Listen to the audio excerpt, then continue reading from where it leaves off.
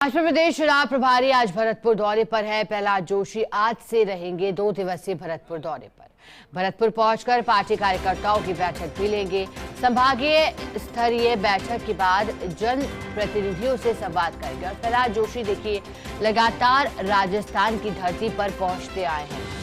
प्रहलाद जोशी जिन्हें चुनाव प्रभारी बनाया गया था और उसके बाद ताबड़तोड़ राजस्थान दौरों पर आ रहे हैं और इस दौरान हमलावर उनका अंदाज भी देखा गया है। आक्रामक कांग्रेस पार्टी को लेकर के स्पष्ट कर चुके हैं कि बीजेपी कमल के फूल को आगे रख करके इस चुनाव में उतरने जा रही है। प्रधानमंत्री नरेंद्र मोदी की लगातार जनसभाएं राजस्थान में हो रही हैं। इसी माह 2 बड़ी सभाएं प्रधानमंत्री नरेंद्र मोदी की हो गई और अब उम्मीद की जा रही है कि इस चुनावी मौसम में लगातार केंद्रीय नेता बीजेपी राजस्थान में उतारेगी। देखिए कल ही धर्मेंद्र प्रधान भी यहां पहुंचे थे, संभाग स्तरीय बैठक उन्होंने ली थी और इस दौरान प्रेस वार्ता के दौरान कांग्रेस पार्टी पर निशाना साधा था। लाल डायरी का जिक्र उन्होंने किया था, कहा था राज्य की साख को ठेस पहुंचाई है। ज्यादा जानकारी देने के लिए हमारे साथ भरतपुर से सहयोगी रवि कटारा जुड़ गए हैं। रवि, प्रहलाद जोशी का दौरा है, भरतपुर पहुंचेंगे, क्या कार्यक्रम रहेगा? जीत का मंत्र देने आ रहे हैं, कार्यकर्ताओं में जान फूंकने का कार्य भी करेंगे। देखिए बिल्कुल जो चुनाव प्रभारी हैं जोशी वो आज भरतपुर के 2 दिवसीय भरतपुर दौरे पर आ रहे हैं और सबसे बड़ी बात यह है कि भरतपुर वो संभाग है जहाँ 19 सीटें थी जहाँ भाजपा अच्छा प्रदर्शन नहीं कर पाई थी। इस बार जीत का जो मंत्र है वो प्रहलाद जोशी खुद देने के लिए आएंगे। करीब 11 बजे के करीब भरतपुर के जो कार्यालय है बीजेपी का, वहाँ भाजपा कार्यकर्ताओं के साथ बैठक लेंगे, जिसके बाद करीब 2:30 बजे के करीब जनप्रतिनिधियों के साथ उनकी बैठक होगी और शाम 6 बजे जो है भरतपुर विधानसभा डी को मेरे विधानसभा क्षेत्र है उनके जो कार्यकर्ता उनके साथ सभा में बैठक होगी।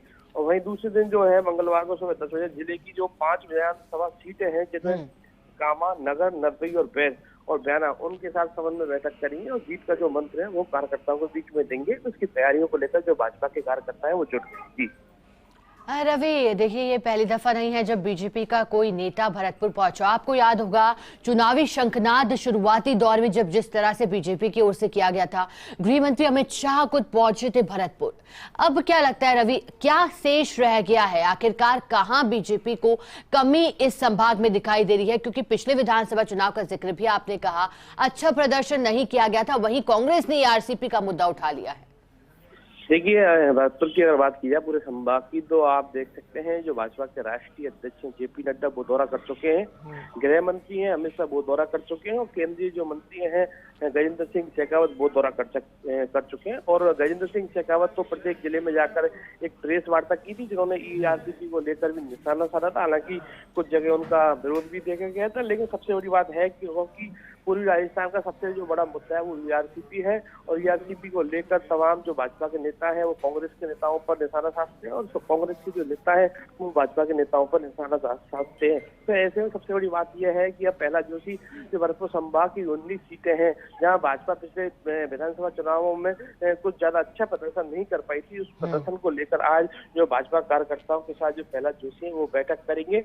और सबसे बड़ी बात यह है कि जो परिवर्तन यात्रा के दौरान एक जो बड़ी सभा हुई थी उसमें भाजपा को अच्छा रेस्पॉन्स मिला था, लेकिन ये अच्छा रेस्पॉन्स जनता के बीच में कैसा मिलता है विधानसभा चुनाव में ये तो देखने वाली बात होगी। लेकिन सबसे बड़ी बात यह है कि भाजपा के जो कार्यकर्ता हैं जो मैदान में कूदने वाले हैं, जो विधानसभा का टिकट मांग रहे हैं वो बड़ी संख्या में है। तो ऐसे में उनको टिकट मिलने के बाद वो क्या बगावत करते हैं नहीं करते, तो ऐसे में इस संबंध में जो भाजपा कार्यकर्ताओं के बीच है वो रखने के लिए खुद जोशी भरतपुर दौरे पर आ रहे हैं।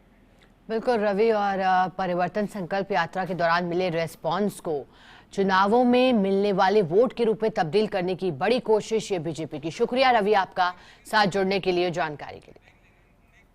रुकेंगे